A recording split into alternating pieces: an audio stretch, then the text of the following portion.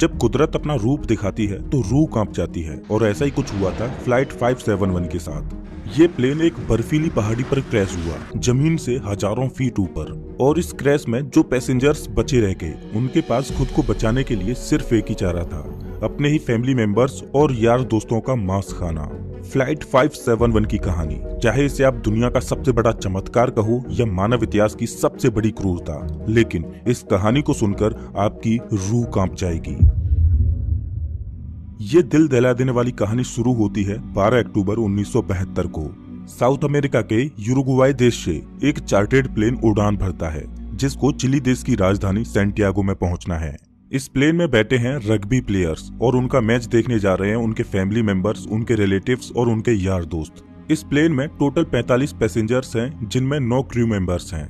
ये फ्लाइट 3 घंटों में अपनी डेस्टिनेशन पर पहुंच जाएगी, लेकिन रास्ते में इसको एंडीज की पर्वतमालाओं को पार करना होगा। लेकिन दुर्भाग्य से आगे चलकर मौसम खराब मिलता है। इस वजह से इस फ्लाइट को रास्ते में ही अर्जेंटीना के मेंडोजा शहर में लैंड कराया जाता है। ये फ्लाइट रात भर वहीं रुकती है और अगले दिन यानी 13 अक्टूबर को उड़ान भरने के लिए तैयार होती है। लेकिन परेशानी ये है कि अभी भी मौसम खराब है। लेकिन अच्छी बात यह है कि इस फ्लाइट का जो पायलट है वो इस रूट से पहले भी 29 बार उड़ान भर चुका है। इस वजह से उसे पूरा आइडिया है कि इन एंडीज की पहाड़ियों को कैसे पार करना है। पायलट के कॉन्फिडेंस की वजह से ये फ्लाइट 13 अक्टूबर को दोपहर के 2:18 पर फिर से उड़ान भरती है। यहाँ से सैंटियागो पहुँचने में सिर्फ 1 घंटे का रास्ता बचा है, और पायलट को पूरा भरोसा है कि 1 घंटे के बाद वो सही सलामत सैंटियागो में पहुँच जाएंगे। ये प्लेन करीब 18,000 फीट के एल्टीट्यूड पर उड़ रहा था और धीरे धीरे एंडीज की पहाड़ियों को पार करता जा रहा था। लेकिन आगे चलकर मौसम और खराब होता गया, जिस वजह से विजिबिलिटी और कम हो गई और पायलट को आगे कुछ भी दिखाई नहीं दे रहा था।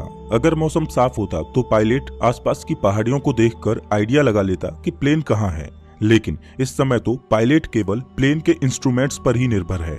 अब क्योंकि पायलट को पता था कि वो 1 घंटे में सैंटियागो पहुंच जाएंगे, इसीलिए वो अपनी लोकेशन का रफ आकलन करता रहा। और 1 घंटे के बाद जब उसे लगा कि उसने एंडीज की पहाड़ियों को पार कर लिया है, तो उसने सैंटियागो एयरपोर्ट पर एटीसी से प्लेन को लैंड कराने की अनुमति मांगी। एटीसी ने पूछा कि क्या आपने एंडीज की पहाड़ियों को पार कर लिया है? तो पायलट ने कहा कि हाँ, उन्होंने एंडीज की पहाड़ियों को पार कर लिया है।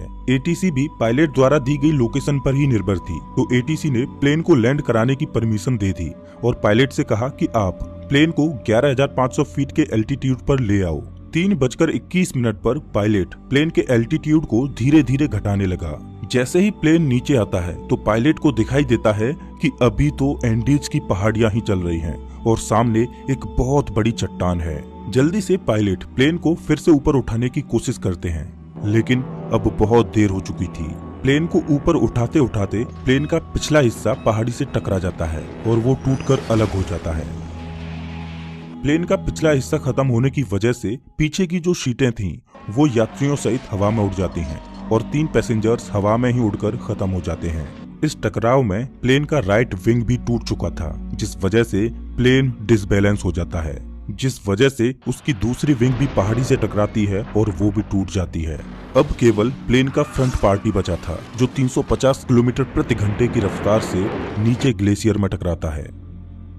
प्लेन पूरी तरह से तहस नहस हो जाता है। प्लेन के पायलट तुरंत मारे जाते हैं। 45 में से 12 लोग इस घटना में मारे जा चुके हैं और 33 लोग अभी भी जिंदा हैं, लेकिन इनमें से ज्यादातर बहुत जख्मी हालत में हैं और उन्हें ये भी नहीं पता कि इस समय वो कहां पर हैं। ये क्रैश हुआ प्लेन जमीन से 3,570 मीटर की ऊंचाई पर एंडीज की किसी अनजान पहाड़ी पर बिखरा पड़ा है।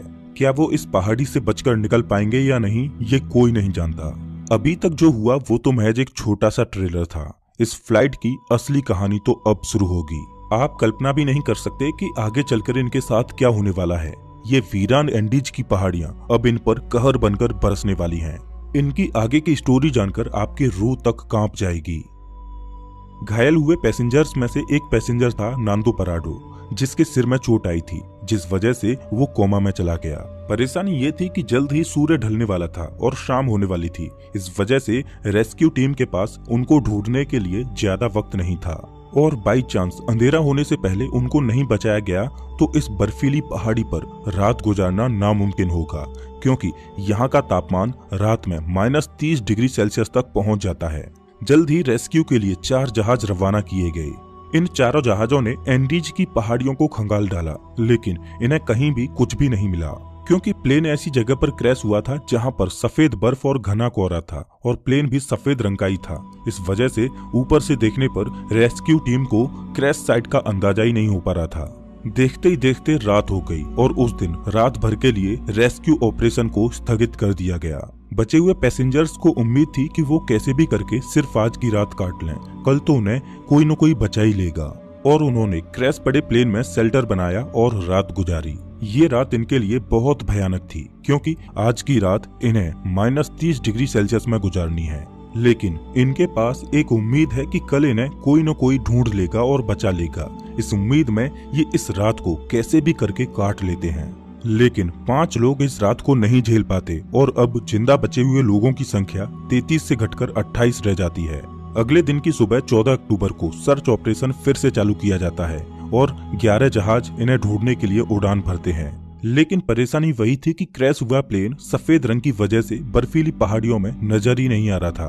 बचाव दल के जहाज सर्वाइवर्स के ऊपर से उड़कर जा रहे थे, लेकिन उन्हें वो नीचे नजर ही नहीं आ रहे थे। इस वजह से सर्वाइवर्स ने बचाव दल को सिग्नल देने के लिए प्लेन के ऊपर लिपस्टिक से SOS लिखने की कोशिश की, लेकिन उन्हें रियलाइज हुआ कि इतना बड़ा SOS लिखने के लिए लिपस्टिक काफी नहीं थी। इस वजह से उन्होंने अपने सूटकेसेज से बर्फ पर एक बड़ा सा क्रॉस बना दिया ताकि वो आसमान से बचाव दल को साफ साफ दिखाई दे सके। उस दिन इनके ऊपर से 3 हवाई जहाज निकल कर गए, लेकिन अफसोस कि किसी ने भी इनको नोटिस नहीं किया और ये दिन भी गुजर जाता है। अगला दिन यानी 15 अक्टूबर, उस दिन भी कुछ ऐसा ही हाल रहता है, लेकिन बचाव दल इन्हें ढूंढने में असमर्थ रहता है। अब इन सर्वाइवर्स को समझ आ चुका था कि ये बहुत बुरे फंस चुके हैं। मदद कब तक आएगी ये कहा नहीं जा सकता। इस वजह से वो प्लेन में मौजूद चीजों से सर्वाइवल की तकनीक बनाने लगे। धूप में बर्फ को पिघलाकर वो बूंद बूंद करके पानी की व्यवस्था तो कर ले रहे थे, लेकिन खाने के लिए उनके पास ज्यादा कोई ऑप्शन नहीं थे।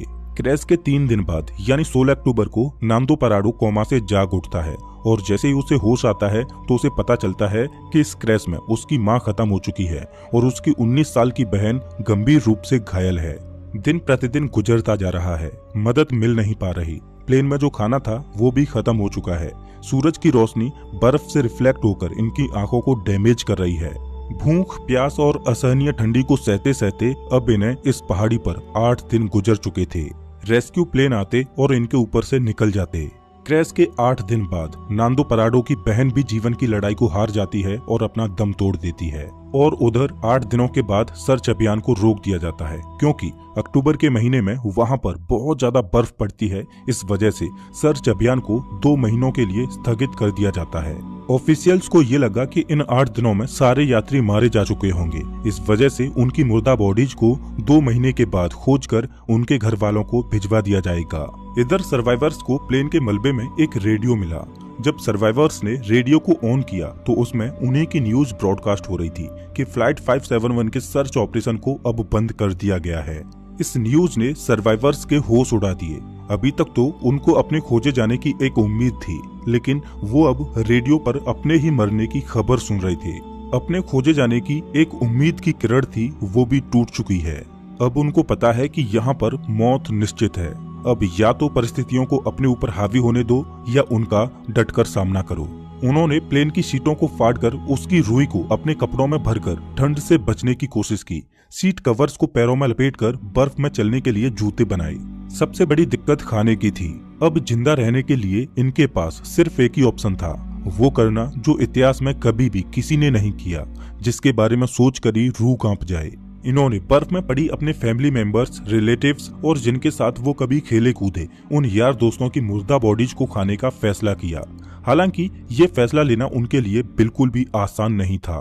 एक एक करके दिन गुजरता जा रहा था। इनके पास खुद को बचाने के लिए कोई भी प्लान नहीं था। वो रात को ठंड से बचने के लिए टूटे पड़े प्लेन के अंदर ही सोते। लेकिन क्रैश के 16 दिन बाद यानी 29 अक्टूबर को कुदरत ने इनको एक और झटका दिया। वो रात में सो रहे थे और अचानक उन्हें पता चलता है कि पहाड़ से बर्फ का एक मोटा हिस्सा टूटकर नीचे गिर रहा है।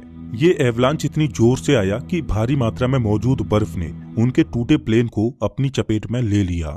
उनका प्लेन बर्फ के नीचे दब चुका था और प्लेन के अंदर भी बर्फ घुस चुकी थी, जिस वजह से उनके लिए ऑक्सीजन की कमी हो गई और दम घुटने की वजह से 8 और लोग अपनी दम तोड़ देते हैं और अब केवल 19 लोग ही जिंदा बचे हैं, लेकिन वो भी बर्फ के नीचे दबे हैं।